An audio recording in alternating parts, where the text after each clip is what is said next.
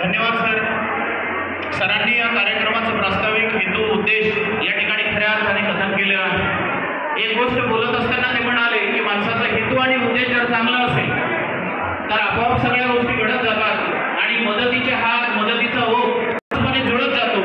हीच परिस्थिती मानस फाउंडेशनच्या माध्यमातून या ठिकाणी झालेली आहे. सर्व मान्यवर मंडळी या ठिकाणी उपस्थित झालेले आहे. पदवीधर मतदारसंघाचे आमदार आमचे मार्गदर्शक माननीय श्री धीरज भाऊ लिंगाडे हेही या ठिकाणी उपस्थित झालेले आहेत. त्यांचंही मानस फाउंडेशनच्या वतीने मनपूर्वक या ठिकाणी स्वागत करतो. बहुचा